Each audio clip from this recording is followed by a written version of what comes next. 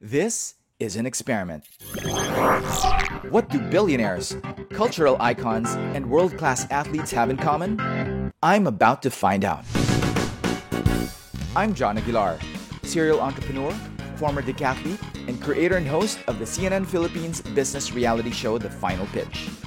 Each week, I try to unlock the secrets of Asia's world-class performers to come up with hacks that I can apply in my own life. My goal is to have you apply them in yours. This is the podcast designed to change your life. This is Methods to Greatness. Methods to Greatness is powered by Perfect Health Philippines, a leading provider of innovative and premium massage and healthcare products to customers across Southeast Asia. This partnership is all about improving people's lives, health, and well-being. Visit perfecthealthph.com to know more. Our guest today is one of Israel's most prominent leaders in high tech. Dov Moran is an Israeli engineer, inventor, and businessman. One of his biggest contributions to the world is the invention of the USB flash drive, or disk on key.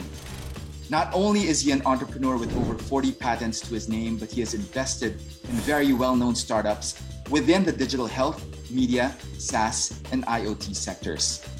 Moran is the managing partner of Grove Ventures, a venture capital fund with $250 million under management across two funds, which is investing in leading startups developing hard-to-replicate solutions at the intersection of technology, science, and applicable market needs, including cloud platforms, big data, IoT, digital health, and more.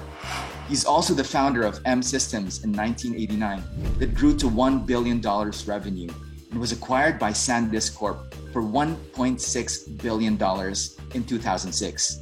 This ranks as one of the biggest acquisitions in Israel. Ladies and gentlemen, please enjoy my interview with Dov Moran. Greetings to our listeners from the Philippines, Asia, and beyond. Dov Moran, thank you for being here. Welcome to Methods to Greatness. My pleasure. Truly happy to be with you.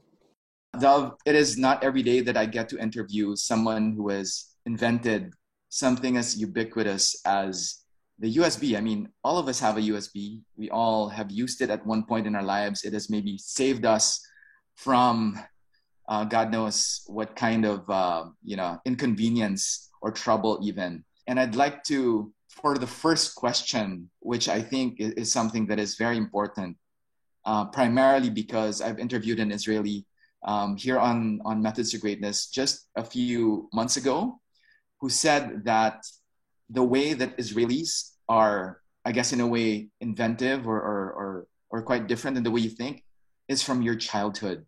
And this author, Inbal Arieli, mentioned that it really is born from how you were raised. So Dov, I'd like to, as my first question, ask you, how were you raised as a child? Because to invent something like the USB, I think you must have had a very interesting childhood. Well, that's a very, very creative question. The first time I was asked this question in interview, and I'm very happy to provide an answer because my childhood was really very, very unique, very rare. First of all, Israel is a country where most of the people, their parents or their parents' were not born in this country. Jews, in general, were thrown away from their country 2,000 years ago. And from that time, they were wandering from one country to another. Actually, they were pushed out from wherever they were. So they went to Morocco, they were pushed to Spain, from Spain to Netherlands to Germany to Poland. And then Germans came, and there was the Holocaust, where the Germans and the Allies actually killed 6 million people, said, hey, we need a country, we need to go back to our homeland. And this was the establishment of the Israeli country. It all relates to my young age, to me at a young age. Both of my parents came from Poland. And my grandfather, when I was born, I had only one grandfather. The other died. My grandfather's wife died as well. So my grandfather was a great entrepreneur in Poland. He had many, many activities, international, but he lost everything in this war. He had 7 children. My father was the only one who survived of his children. He lost his wife, he lost his property, he lost his leg, by the way, as well. Still, he was a very, very happy person. He was very active, but somehow he lost the drive to make money. And what he did, I think that he dedicated himself in a way to make me an entrepreneur. So all my life, I lived with him in the same room. And he always gave me missions, always made sure that I be interested in mathematics and engineering. And I think that that's part of me today, being educated by a grandfather that was actually dedicating himself to make me whatever I am today. Wow, I think I cannot begin to imagine the kind of challenges that you may have had, even from the previous generation to you. I think the fact that hardships or challenges are thrust to you at such an early age, I think really prepares you later on in life. Now, what was the impetus behind the great things you've been very successful as an inventor? You spent a lot of time in the Israeli Defense Force as well. A lot of your, I would say, younger years were very formative in that it shaped you to, I guess, from an early age to really do great things. I'd like to find out, is there anything that you recall from your early years? I'll tell you a story. So I do remember when I was a child, and one of the summers, we had vacation. My grandfather actually found a house nearby our home, which was expected to be destroyed. And he looked at the house and said, hey, all the shades in this house are relatively new. At our house, all the shades are very, very old, and it's the same size. So maybe we make a project, we'll take all the shades from this house, 4 floors, move them to our house, which was 4 floors as well. And he made arrangement with the guy who actually was planning to destroy this house, went to our neighbors and said, guys, we do for you the project, no money. Yeah. And he said, we are going to do it. Me, my grandfather, and you. And doing that is very, very difficult because these shades came on a piece of metal, and it was very, very heavy, and you had to make sure that it won't jump out. And doing it when you stand on a 4th floor nearby the window, it is very, very difficult job for a child 13 years old. Now, he couldn't climb, he had no leg. So I had to do the work under his control. And I do remember myself standing there at the 4th floor, having the shades, holding them, and it is very dangerous, it is very risky in a way. And I said, hey, I'm going to fail. And he's standing there below and say, don't drop out. Stay still. And I looked at him and he said, stay still, means keep yourself. I said, okay. And I didn't drop it. And I went down with it and everything was okay. Till today, when I am in a very, very tough situations, and we are all in tough situations from time to time, I still have the picture of my grandfather stand there below me, say, don't drop, stay still, everything will be okay. Wow. Yeah, I think sometimes we are thrust in situations where we feel we have to react, like we have knee-jerk reactions towards circumstances, towards events in our lives. But sometimes with that lesson, I think sometimes you just really have to just accept and just stay still. I think that's a very powerful message. Is that something that you've carried throughout the years in decisions that you've made or in the way you've reacted to challenges? Well, you know, I would like to tell you something about challenges and disappointments and hurdles, because all of us, when we think about high tech and innovation, we always have the view that it's great and everything goes perfect and great success stories. You sell companies and you invent stuff. The way to success is paved with many, many failures and disappointments and difficulties. It's never easy as it sounds. Okay? And You know, I went between the years 2001 and 2006, we had amazing, great success. We grew the revenues of the company from $45 million in 2001 to over $1 billion in 2006. This is a very, very unique experience in general for any company. It's very similar to the growth of Google or Facebook when they grew to the $1 billion level. And it seems like, hey, everything was great. No, the truth is that every quarter, at least 22 quarters, every quarter there was a disaster, another disaster, and there was disappointment. There was a very unique difficulty, something we didn't think about it before, a threat. So even when you are successful, it's not a smooth way of going from A to B to C to D, and you actually need to face all your life as an entrepreneur, as a CEO of a company, struggles. And that's the reality.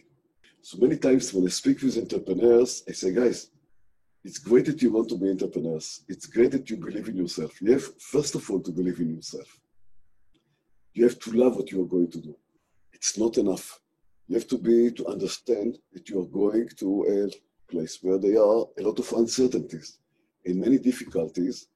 And if before jumping into this area, into this activity, ask yourself, are you ready for all the difficulties that should come? They will come. There's always been this debate whether entrepreneurs are born or if they're made. I'd like to get your opinion on entrepreneurship, Dov. Do you think that from an early age you knew that you would be an entrepreneur? Did you know from an early age that you would have the, the stomach to just power through all of the struggles of being an entrepreneur? Or is it something that you kind of realized later on in life? Well, I do have here a very, very clear answer. When they are evaluating winners at the Olympics, there's always a question whether they were born winners or they were reaching there because of the practice. The answer is that it's a combination. It's always a combination. Somebody who was born as the fastest guy in the world won't be number one and won't get the Olympics if he will not work very, very hard and practice a lot to become the winner. But if you were born, somebody which is heavy and slow, you won't become the winner even if you work very, very hard. So I am a combination as well. And let me explain to you something about entrepreneurship, which I think many people don't understand, especially when they ask this question. And I talk generally about the Jewish nation and entrepreneurship. In generally, everybody talks about Israel, the startup nation, many startups. There is a lot of entrepreneurship spirit in this country. And it is true. You go everywhere, the number of startups per capita, the level of extensivity, and the work done in universities. And, it's amazing, really amazing. How come? So let me tell you a secret, okay? Jews are not smarter than any other nation. Jews are not smart. I do have proofs. We can get into that if you want me. I'll give you a list of proofs that we are not smarter than any other nation, maybe the opposite, okay? However, I think that Jews are born entrepreneurs. And let me explain why. As I told you before, 2,000 years, every year, problems, struggles, and Jews were never had the ability to buy a land wherever they were, whether this is in Europe or in Arabic countries. They had no rights to buy a land and to become farmers. Now, this is days where most of the populations actually used to be farmers. So how do you survive? You couldn't work for the king or for the government. Many times the government said, no Jews. How do people survive? And the answer is that the non-entrepreneurs did not survive. They died. The entrepreneurs survived. And this is a generation after generation after generation over 2,000 years. So DNA, you know, it's a matter of DNA and Darwinism. The Jews that were left are the ones that were truly the more entrepreneurs among the Jews. And now, it's not an Israeli feature or function. This is a Jewish function or capability. If you go and look at America, many of the entrepreneurs in Silicon Valley are Jews. The population of Jews in America is less than 3%. Among the entrepreneurs in Silicon Valley, the numbers are so much higher, maybe sixfold. Mark Zuckerberg, the guys from Google, Larry Ellison, Eli Harari, just to name a few. And the reason is that Jews are more entrepreneurs. So my answer, yeah, it is a DNA, but there's everything that relates to DNA. It's not yes or no. You can be born at a lower level of entrepreneur, but make yourself entrepreneur. You can work for that. Government can support entrepreneurship. That's another issue that exists. And generally, I think that going and trying to distinguish between entrepreneurs, non-entrepreneurs at a young age would be a big mistake, because everybody, if he wants enough, can become entrepreneur today. You know, Dov, I find that fascinating how you put into context how the Jews now are really, you know, from a Darwinian context, the ones who've survived, because all the, I guess, less intelligent ones or less blessed ones have literally passed away. They've just died out. The less entrepreneurs, yeah, that's right. So the entrepreneurs lived on. You essentially, your forefathers and the ones before you are the ones who survived and were able to, you know, scrap with whatever they could get their hands on, and just literally just you were the ones who survived. You were the ones who lived through all of that. Let me tell you how my grandfather survived the Holocaust. So my grandfather was in Poland, 7 kids, 2 kids unmarried, 5 are married, wife, very wealthy, lot of factory that does silver. He had oil pumps, oil fields actually, that he owned. He established a bank. And then Hitler invaded into Poland. Now my grandfather, really entrepreneur, looked at that and said, hey, this guy is going to kill us. We need to run away. He took his 2 children, the unmarried ones, and his wife, packed whatever he could, and moved to Russia. Actually, very, very early, before Hitler really reached the city.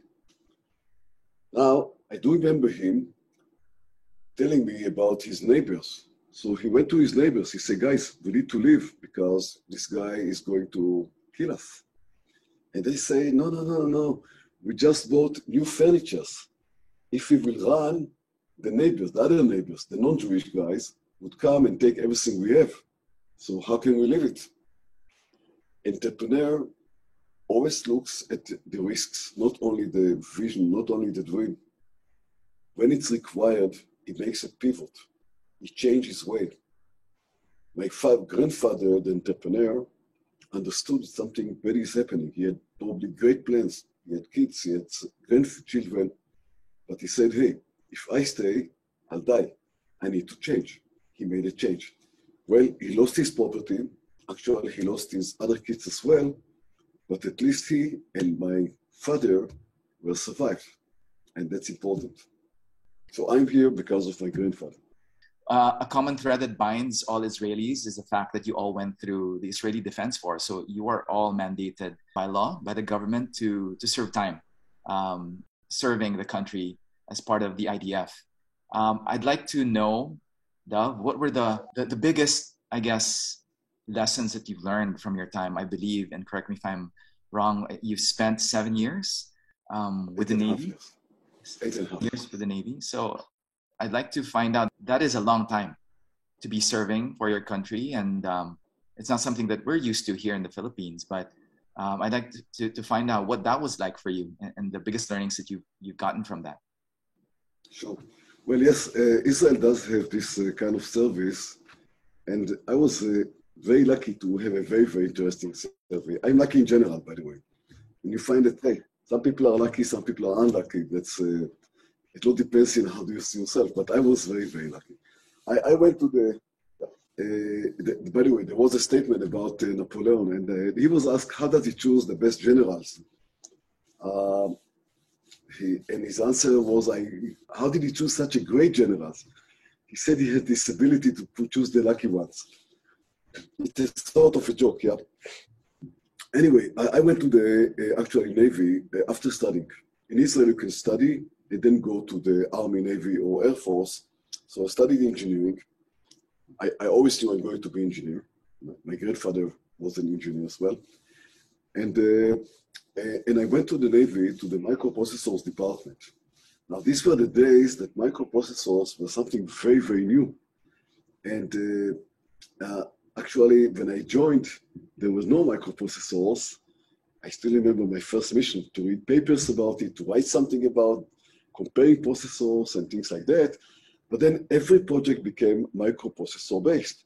So I had to deal with many, many projects, and every project was very different. It was very, very exciting because this was pioneering the real issue of microprocessors. And then you get actually to be a commander at a very, very early stage. So I had a team that worked for me, and I had many, many projects. And I had, and in general, since these are all young people, you have the responsibility and the authority to innovate, to come with ideas when you are really very, very, very young. When I became the commander of this team of the microprocessors department at the age of 26 or 27. Hey, that's a very, very young age. If you go to real life factory, you become an engineer, maybe then senior engineer, manager of a team or department. Probably you would be over 40 when you get there. But, you know, the Army or the Navy gave me this other opportunity. And then the opportunity to see a lot of stuff. And therefore, to actually, again, when I got out of the Navy, I was very well experienced. I was with a lot of self-confidence, maybe too much self-confidence. And I said, hey, I'm not going to join other companies. I will establish my own company. That's the benefit of going to the Navy. And in general, Israel is a country which is surrounded by enemies which are much, much larger. And maybe they're not sophisticated, but they are in numbers. They are there are hundreds of millions of Arabs around Israel. Israel is a country of 9 million people. And in order to survive, in order to do whatever we need to do, we have to be sophisticated. Otherwise, we will be washed out. And therefore, the Navy, the Air Force, intelligence, they are quite sophisticated. And that allows us to keep the balance between us and our neighbors, which are much, much larger in money and people. This episode is brought to you by Perfect Health Philippines. Did you know that massages are considered one of the best ways to recover from exercise and is considered an indispensable part of any fitness training and recovery regimen? Getting a regular massage not only detoxifies your muscles from lactic acid buildup, but also increases muscle performance, blood flow, reduces pain, and induces better sleep. If you don't have access to a masseuse, the next best thing is a massage chair or a massage gun. Perfect Health has a complete lineup of massage chairs with a whole range of features and price points. Their top-of-the-line model, Perfection 2, has all the bells and whistles. From 3D full body and foot massage functions, voice command, Bluetooth, and zero gravity. Their Perfect Relaxer massage gun is a personal favorite of mine, which I use on my quads every time I come from a long bike ride. Methods to Greatness, in partnership with Perfect Health Philippines, has come up with a special discount promo that is exclusive to our followers and subscribers.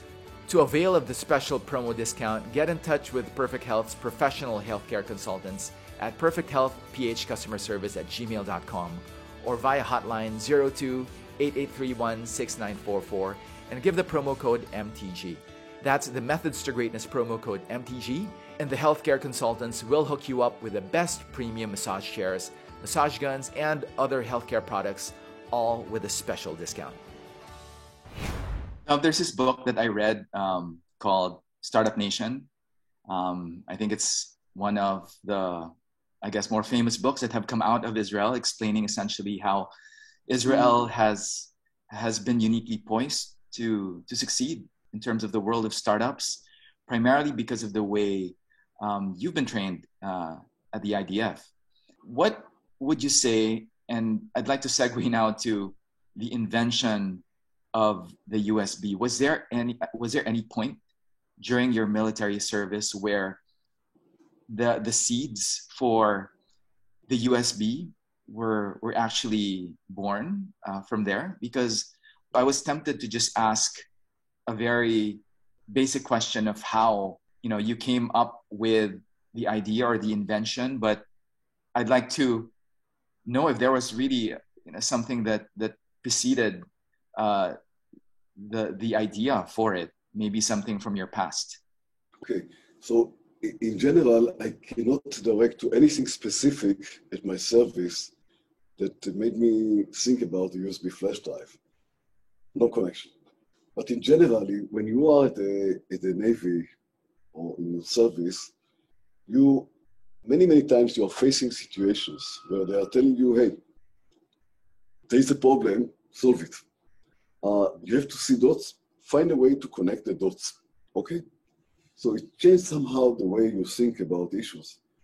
You are structured to be innovative, not just to take things as they are. And this is very, very important when you are an entrepreneur, because the whole idea of entrepreneurship is not to copy somebody else or to do something that others did already, but to come with things which are very new, come with things which are disruptive, come with ideas that others did not have the ability to think about or were not smart enough to think about it at the right time. In the case of the USB flash drive, there is a story related to that. I was already a public company dealing with flash data storage. I went to New York to a conference. Before the conference, I always open my computer, I go over the presentation, I changed a few things here and there. And that's what I did in the flight. And this was 23 years ago. Yeah. So these days, the computers were not as good as today. When I turned off my computer and put it in my bag, I didn't notice, but the computer opened up and it actually continued to work. And I didn't know about it, of course. And then I got to New York in the morning, went to the conference. It was my time to give the speech. I come to the stage, I open my computer, plug the cable, nothing. Computer is dead. 200 people in the audience, all are looking at you, waiting for you to talk. You have a very scheduled time. And the question is, what do you do? So you may tell me, okay, talk without a presentation. That's easy. You can speak without presentation. Not in these days. I was much younger, much less fluent. And not when you are a public company where your presentation includes a lot of data. And all this data needs to be very, very accurate. You can't make a mistake in the data because somebody will claim that you actually gave him wrong data and changed his mind or whatever. So while standing there, the feeling of that when I stood there, that's the feeling of the sweat on your back. And because I said, hey, I'm going to go back to Tel Aviv. And what should I tell my people? Yes, I came to the place. Then I couldn't, the computer didn't work. I didn't give my speech. I went back. Sounds terrible. And while I'm standing there, somebody in the audience, one of my friends, said, hey, take my computer. But how can I transfer my presentation from my computer to his computer? I can't do it. While having this discussion, my computer, which meanwhile I hooked to the power, went back to life. Okay, got enough power to go back on life. I gave the presentation. When I finished the presentation, and I still remember this exact moment, when I finished my presentation, I took off all the cables. I said to myself, never again in my life, I'm going to come to give a presentation without having a copy in my pocket. The whole idea is I want to have a copy of the presentation in my pocket. And then the question is how to do it. Now, I knew what is flash. I knew how to make flash something that appears like a disk. I knew that USB is going to come to the world. We did some projects related to USB. So you actually connect dots. And by connecting the dots, you have this idea to make a USB flash drive. That's the story. It's very simple. Now, when I tell the story to young people, I say, guys, you can believe that you can go to the beach and lay down on the beach and look at the sun and get an amazing idea. It doesn't really happen like that. If you want to be innovative, if you want to bring a unique idea, first of all, you need to study. Go study physics, go study engineering, go and be expert in a very, very specific area, and then you can come with idea which would really take the universe, take the civilization one step forward. Not by making another application or another software or another game or marketplace, but really coming with invention that is going to make this civilization better. Right. I think that's a very good point, because sometimes I feel like the idea of, we have the likes of Steve Jobs, people who have been successful, who have actually made a dent in the universe, not even having finished college. So, it gives sometimes the next generation a sense of, I don't really need to do this. I don't really need to study. But what you're saying is that, you still need to study. You still need to know the basics. You still need to know the concepts, but to come up with something original and something that can make an impact. It's a very, very good statement. And let me point on that. Steve Jobs didn't finish college, but Steve Jobs was somebody who all his life was studying, very self-disciplined, and he never stopped studying and understanding. His level of understanding in computers was very, very high. I invested once in a company on a child which was 15 and a half years old when I invested in him. Today, it's the largest company worldwide as a hub of API. API is Application Program Interface. This child didn't actually barely finished high school. He didn't go to university. He began to study Technion. He didn't finish the studies. Actually, he went to America to establish the company, and it's a very successful company. My initial investment was $60,000. It's an amazing story by itself. The company valuation today is close to $400 million. Okay? Now, this is very, very unique case. It's a very unique child. There's no other child at this age that I ever met in my life that is so much capable, so talented, so unique in his capabilities. Now he's 23. He's running a company with 150 people. He's the CEO. He understands marketing. He understands programming. He understands a lot of stuff, how to deal with investors, how to deal with the board. Well, he is very, very young. But these are the outliers. And yet, there are outliers. We can't copy the outliers. We can't try to be the second Steve Jobs. Don't try to be the second Steve Jobs. I studied. I went to Technion. It was difficult. I did my first degree. I did study for my second degree. And when I meet people, I see the big difference between people who studied and really understand very well what they're doing to people who believe that, hey, I can skip this part and just come with an idea. It's not that it never happens. It does happen. People come with ideas. Airbnb. You don't have to be a computer expert to do an Airbnb. You have to be a very good person. You have to have a very, very good intentions. You have to be very stubborn to create success. But, Airbnb is one thing and iPhone is another thing. So that's my advice to many of the guys who are listening to this interview. Go to study. So no shortcuts to success, but also... Of course there are shortcuts. There are shortcuts, okay. Yeah, there are shortcuts, but okay. The shortcut is don't rely on shortcuts. That's what I'm trying to say. Okay. Yeah, there are, you can go to and buy a lotto ticket and win. Every week there is a winner. But is it a good method to go and every week put your money and buy a lot of lotto tickets? The answer is no. So you can try, you can believe, you can dream about it. It's great. Instead of trying to buy lotto tickets, lotto, yeah? Yes. Lotto is the...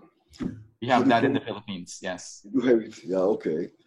Instead of doing that, better go to study and build yourself in your own hands and trust your capabilities rather than trusting your luck. That's the point. Dov, I'd like to know, you being an engineer, there's always this, I guess, concept of if you're going to put up a company, business school may say that, or maybe even startup founders may say that you should always partner with someone who possesses skills that you do not have.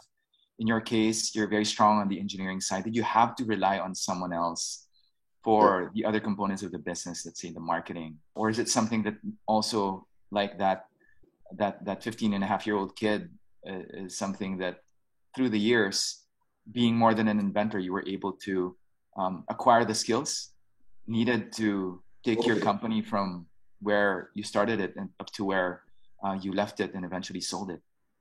Okay, first let me begin with the fact that we are currently, I'm the managing partner of Growth Ventures. And as a Growth Ventures, we are investing in early stage deep tech companies.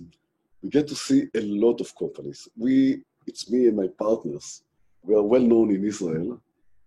I'm as the guy who established M Systems. My other partner, Lior, as the guy who established SolarEdge, $18 billion company, doing green energy.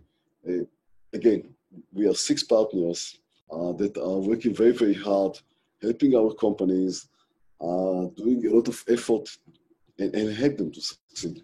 And we are doing very well. Just to give you a feeling of what's very well, our first fund has IRR of 55%. Now, when we talk with we get to see the year over 1,000 opportunities, over 1,000. We meet about 400, 500 companies a year. Now, we look at teams that come to us, and you should ask the question, when you look at a team, are you expecting to see only engineers or a variety of people? In general, we are very hesitating. First of all, we don't invest in a company where there is a single entrepreneur.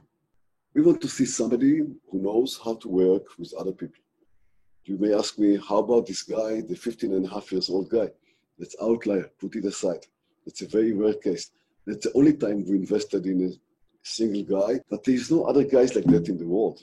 Nothing in Israel, maybe in the whole world, maybe there are 10 like that, yeah.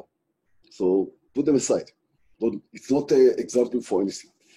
So we look at the guys, this one, we look at the guys, and we try to figure out, are they going to bring a success? We have a claim here, people first. The first thing we are evaluating is the people, the team. Now, if the team is constructed of 3 engineers, and they seem like wonderful engineers, one is a professor at the Technion, the other one did research here, this team won't succeed because they need to have somebody at the team that understands business.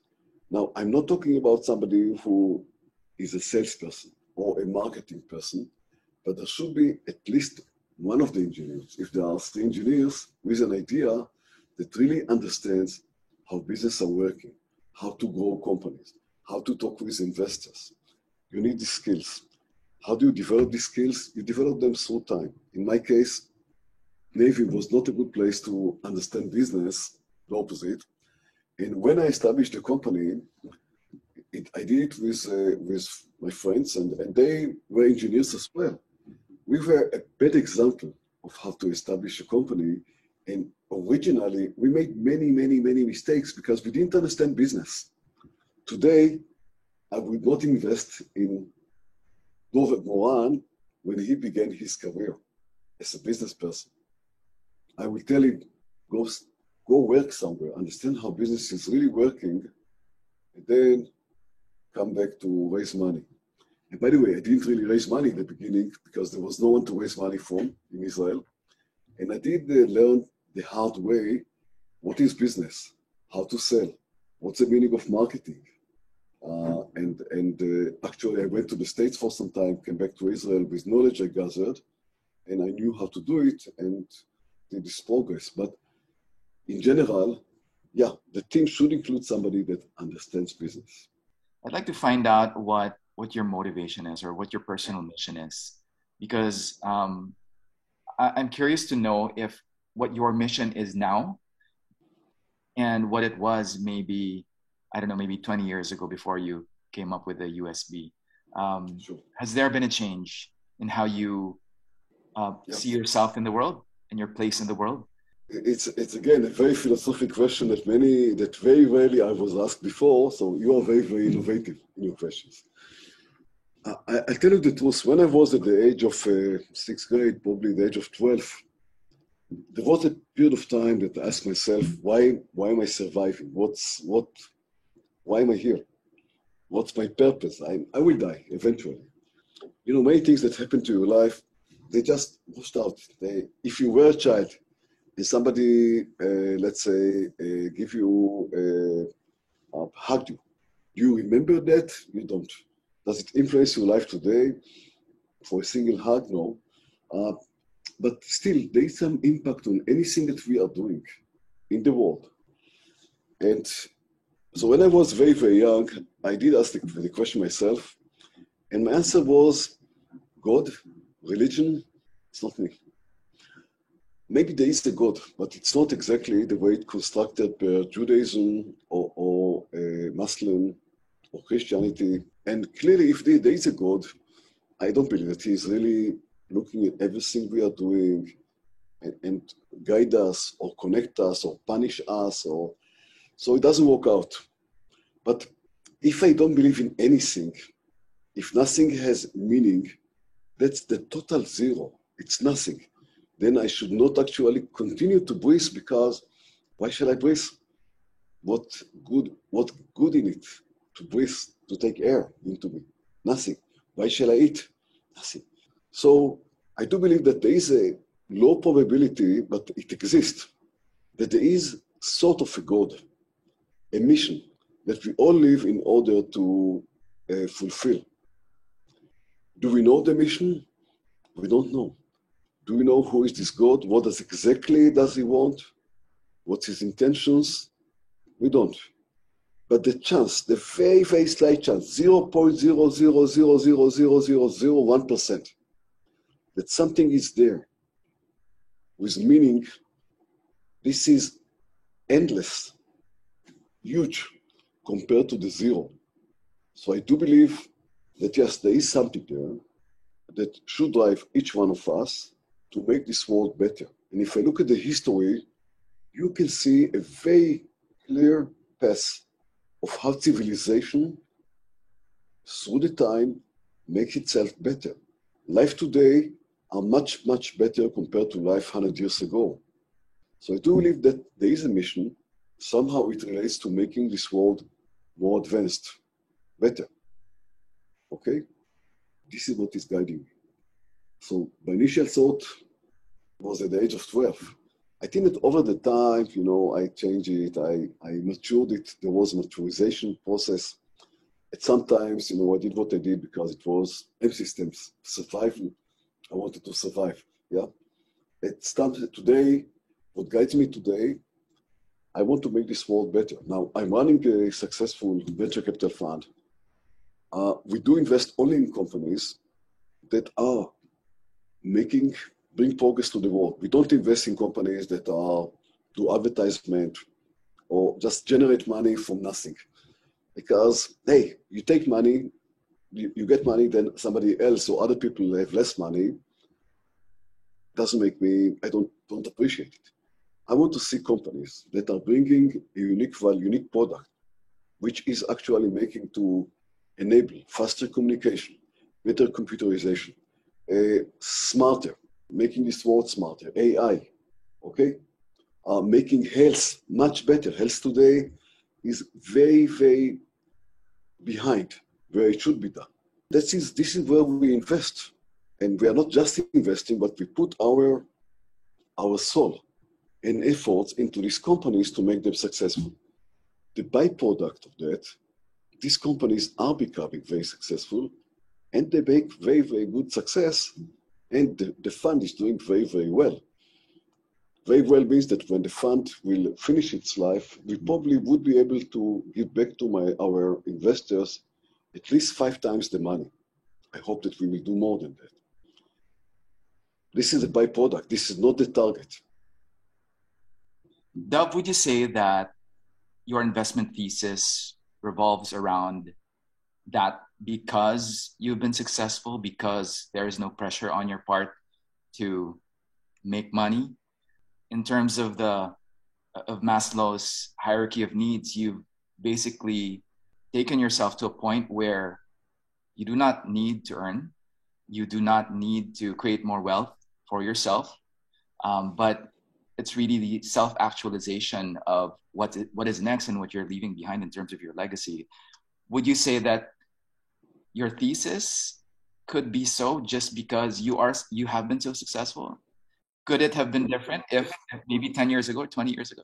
Well, first of all, when you run a company, you're constantly in a survival mode. You don't think about philosophical stuff. You think about what am I doing tomorrow morning? What am I doing with the money I need to raise? What am I doing with the 200 employees that need their money to buy food for the families? That's what in your mind. But yes, today my situation is very well driven from the fact that I'm not in survival mode. I must tell you, I do see many people at my age that are retiring and or work very few hours, and they think that this is the target of their life, and I don't see it as the target of my life. And I still work very, very hard, very hard. I think that very few people are working harder than me. I work around the clock. I go to sleep every day, 2 o'clock after midnight. I don't go to long vacations. I don't spend time on going to watch football games or do stuff which is time consuming. And almost all my time is dedicated to my job.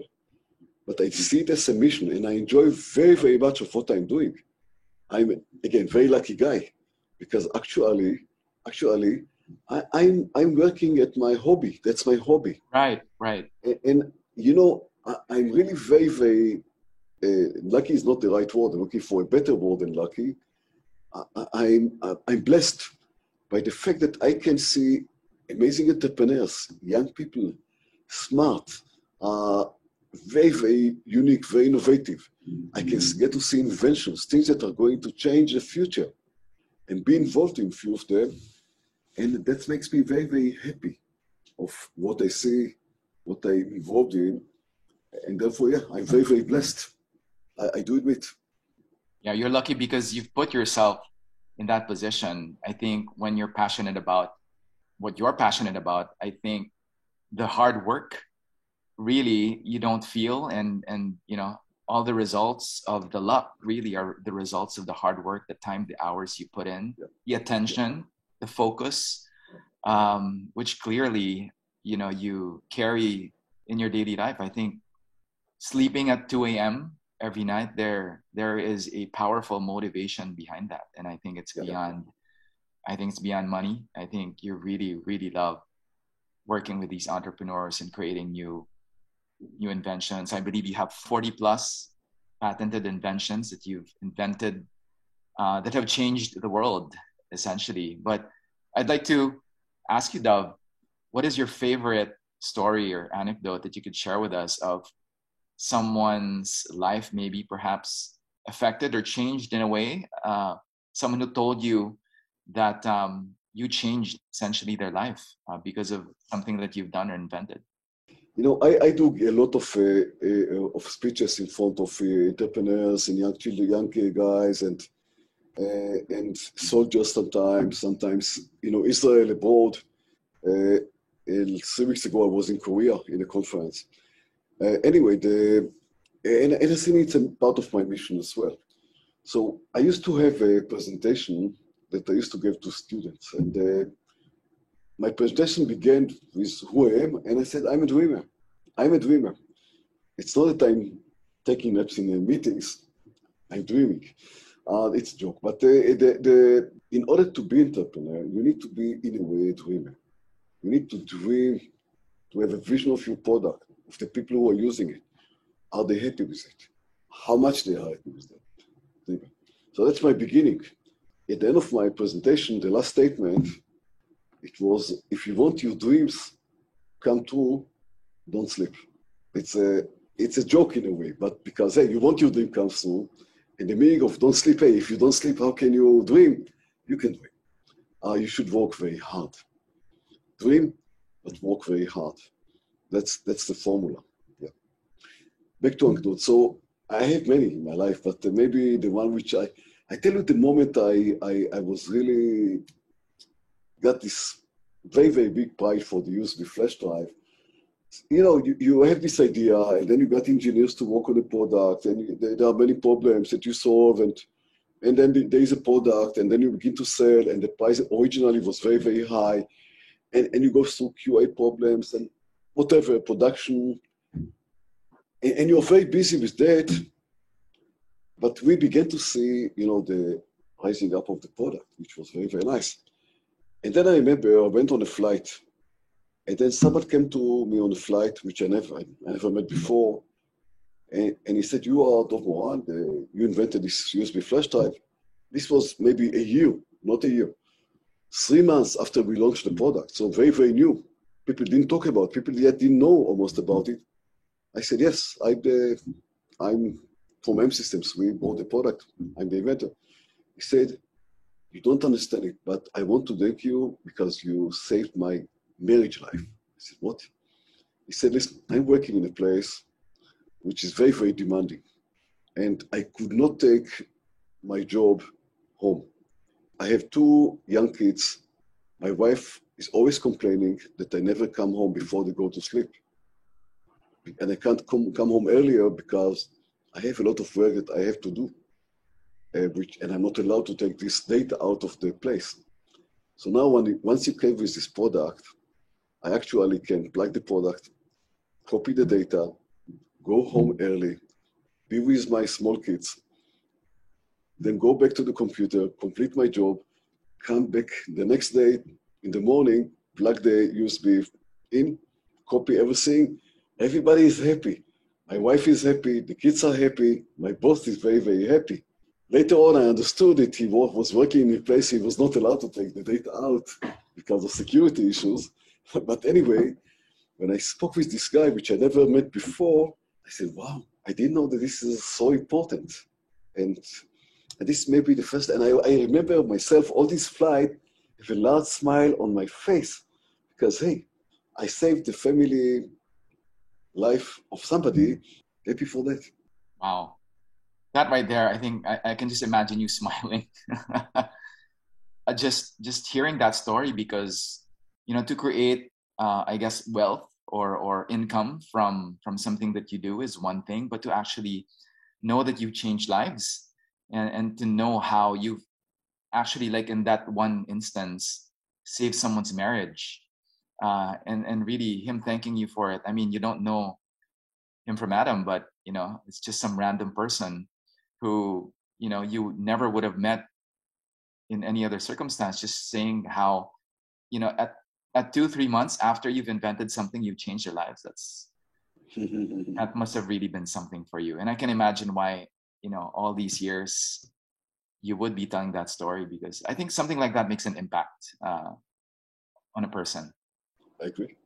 Methods to Greatness, in partnership with Perfect Health Philippines, will be giving away premium healthcare products to our loyal listeners and subscribers. Starting January 31, 2022, there will be weekly winners of Perfect Relaxer massage guns worth 9,900 pesos. And at the end of 12 weeks, we will give one lucky subscriber a chance to take home a fully loaded Perfect Health Trinity massage chair worth 200,000 pesos. All you have to do is subscribe to the Methods to Greatness podcast and follow us on our social media accounts on Facebook and LinkedIn, and share the post linked in the show notes of this episode on your feed. And if you know someone who you feel would benefit from our conversations and content on the show, tag them for more chances to win our prizes.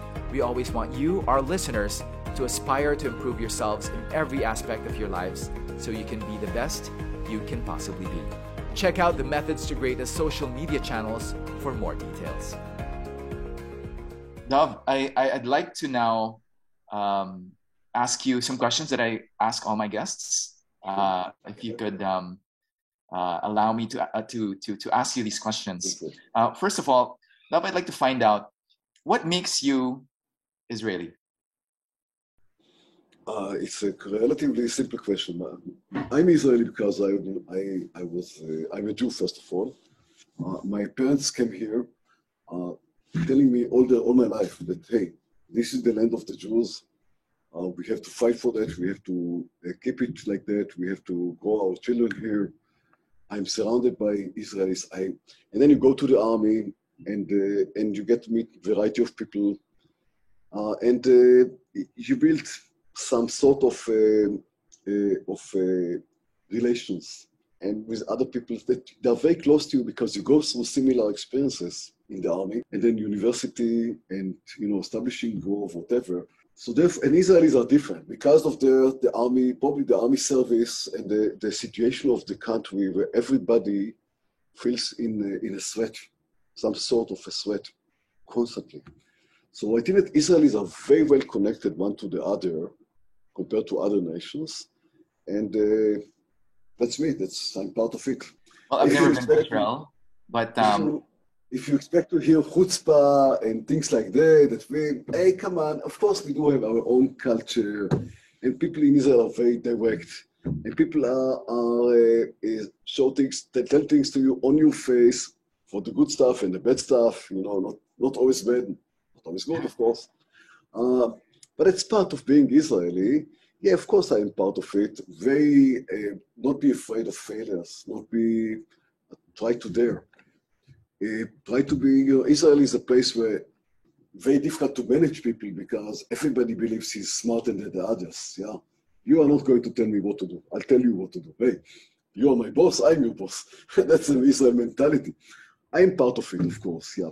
And it's, there are good stuff about that, there are bad stuff about that.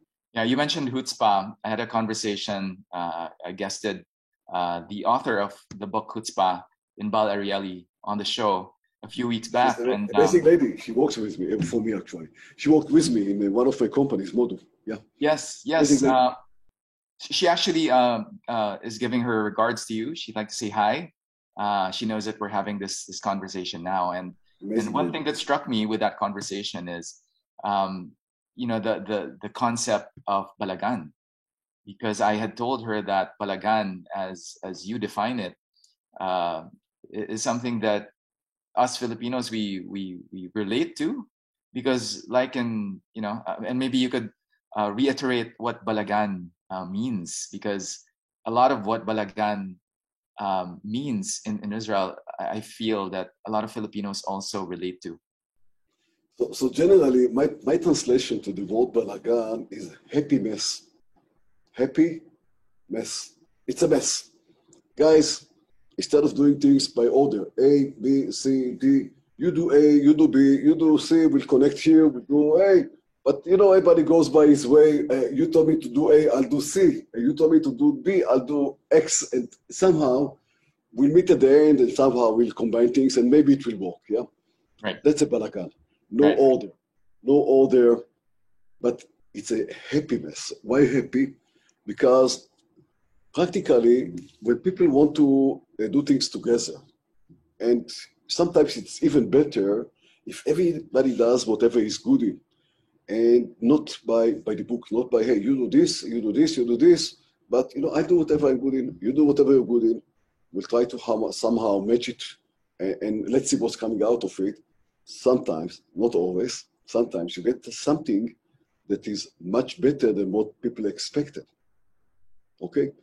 You try to bring innovation into it. You try to be entrepreneurship into it, and not just order. So Israelis in general are good in this happy mess, yeah. We are less good in order. Let's say everybody should work like that, and procedures and things like that. Procedures, okay, we heard about them. We skip them. That's the Israeli mentality. I can see how Balagan can be brilliant in the right context. I think, like for example, here in the Philippines right now, the way our LGUs are giving out the vaccines and organizing things, very Balagan, not good at all. Balagan in the worst sense. So I think there's a proper context and way that can be positive. But yeah, I totally relate to the concept of Balagan because it's all something that's always here in the Philippines as well.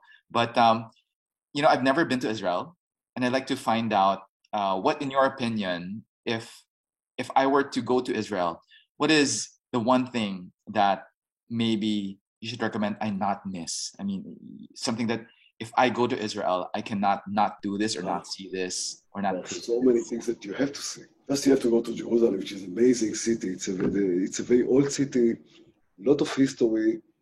You really walk where Jesus walked and touched them was he was touching. They said that the signatures are still his signatures. I'm not sure it's correct, but still, he really went in these places. He really stepped wherever you're going to step. And you see history alive from 2,000 years ago. You have to go to Galilee because it's a very, very nice and quiet place and very, very different. A lot of green, Kinneret Lake, which is amazing. And clearly Tel Aviv nightlife, which is, you see there are a lot. Tel Aviv is full of entrepreneurs. Everybody goes out in the evening, drinks, music, stuff. Over the day, if you walk in Tel Aviv, it's a very modern city. You'll be surprised how modern it is. I think if we compete with any other modern city in the West, you'll see a lot of people sitting together in corners, in parks, in coffee shops, with computers, working together, talking about this kind of stuff. And that's a very, very unique picture. I went to many countries, many cities in my life before COVID-19, clearly. I usually was traveling, I would say, between 1 to 2 times in a month. Yeah? So roughly 20 times a year. And I really covered a lot. And it's rarely to see places which are so energetic like Tel Aviv. That's wonderful. I can already imagine what it must. I think the vibe, it was described to me before. There's a kind of electricity in Tel Aviv that you can't find anywhere else. It's the people, it's the people that you bump into, entrepreneurs, startups. There's a vibe, there's an electricity there that is unlike any other. And perhaps one of these days after all of this.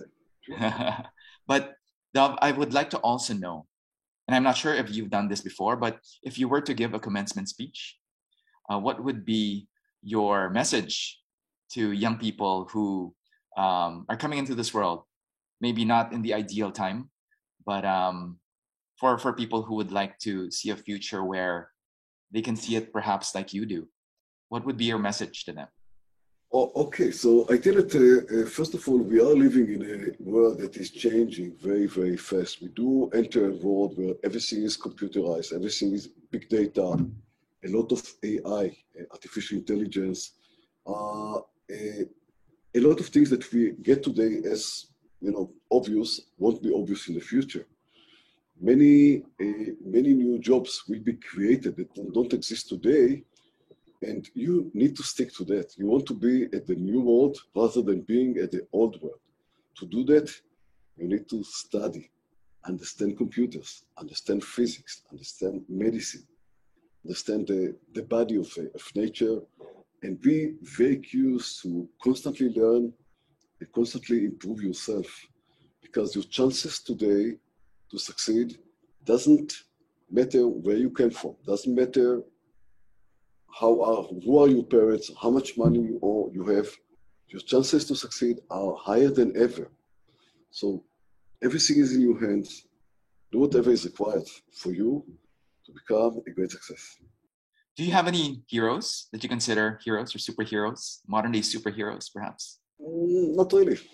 It means that there are a lot of amazing guys. I really met a lot of them, and I very highly appreciate them. I can list you maybe 10 people like that. Beginning of my grandfather, David Son from Kingston, amazing guy. Masayoshi-san from SoftBank, which I saw him in action several times, one of the most innovative guys in the world. Eli Harari from SanDisk, one of the great technologists that I ever met in my life. I'm very, very lucky, very fortunate to meet a lot of very, very good people, very smart people, my partners, people in Israel that I worked with. And yeah, but you know, everybody has his strengths, everybody has his weakness. Many of them, it's not because they were born like that, because they work very hard constantly to improve themselves and to get to wherever they are. I'm very curious to find out if you have any special, I guess, ways that you prepare yourself. I mean, I know that you sleep at 2 a.m. every night, but do you have something that resembles a routine where do you get up at any particular time? Is this something that you are not so concerned with? Is there any particular diet? Or because, you know, to remain very productive, and you don't seem to look like you're slowing down at all. I think, you know, that's a none.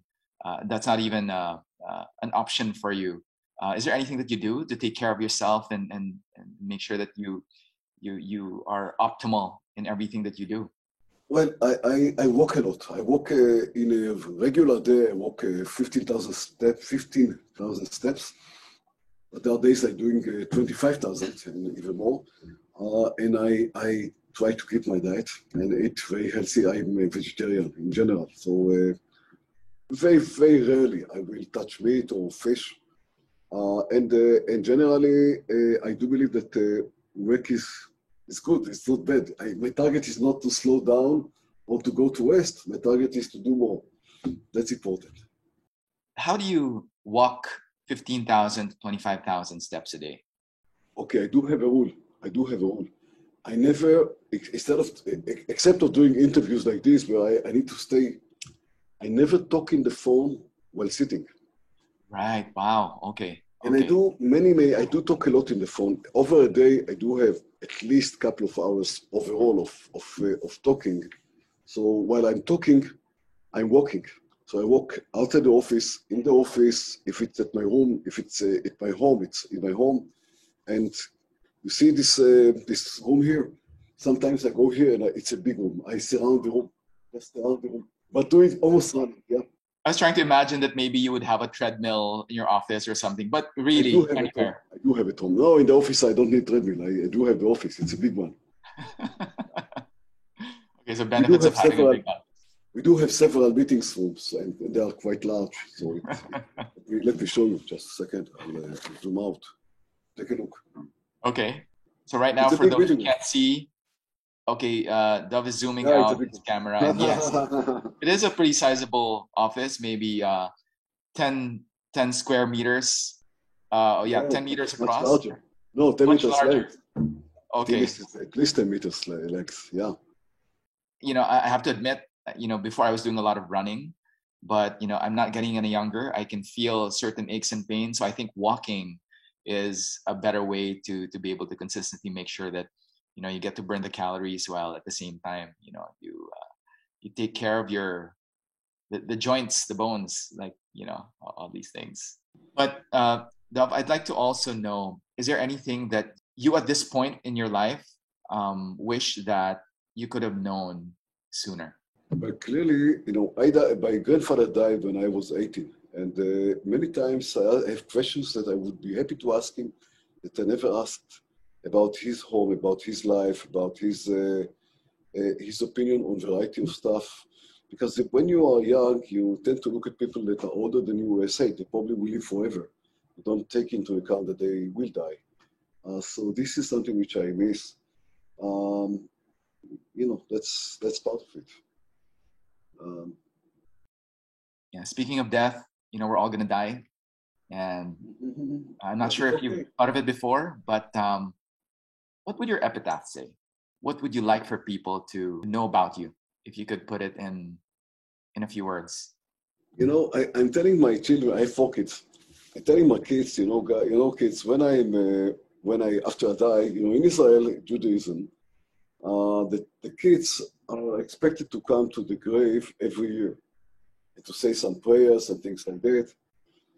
I already tell them, guys, children, please do me a favor. After I die, don't waste your time to come to my grave. Don't waste your time to say prayers. Use the time to be with your kids, to do something good for other people. That's it. Because I don't expect people to come to see my grave. I don't care so much about my body. My hope is that people would remember me positively, and it's somehow that what I'm doing today, maybe even what I'm doing with you, would influence them to work hard to make this world a bit better. That's it.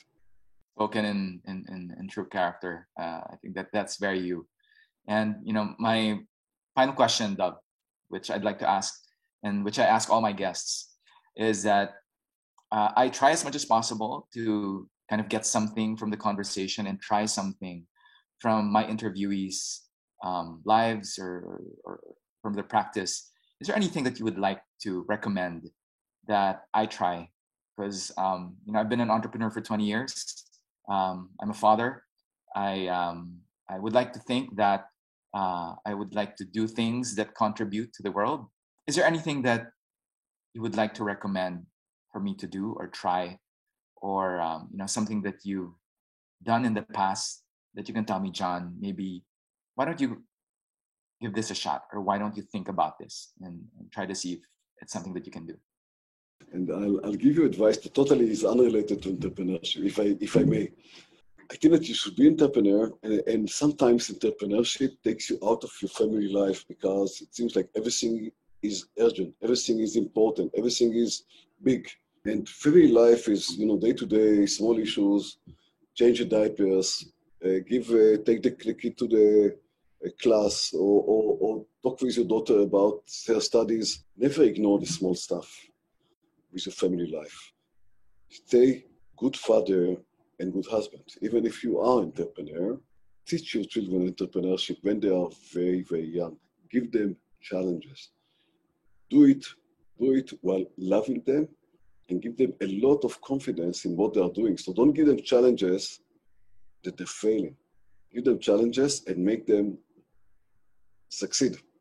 Okay, and be very, very proud of them when they succeed, even if you help them in becoming successful, because this will change, this will influence them. The level of confidence that they will get when they are so young would influence a lot their behavior when they become older. So I think that, these are things that I got from my grandfather, from my parents when I was young that influenced me. And I think that everybody easily can do it. So what you're saying, Dov, is to give them challenges, but to set the bar not too high so that they can achieve at that age, to give maybe, to give a little bit of confidence to them. Is that what I'm hearing you say? Absolutely, yeah. Okay. Well, thank you for. I apologize for my voice. It wasn't so great. It's perfectly fine. It's okay. Thank you so much, Dov Moran, for guesting on Methods to Greatness. Thank you very, very much. Our pleasure. Bye to everybody in Philippines. Methods to Greatness is brought to you by Perfect Health Philippines, a leading provider of innovative first-class massage and healthcare products across Southeast Asia. If you would like me to interview anyone on the face of the earth and want them on the podcast, or if you want to collaborate with us for future content or sponsorship opportunities, or if you just have any recommendations on how we can get better, just send us an email at john@methodstogreatness.com. That's john@methodstogreatness.com. Until then, we'll see you next time.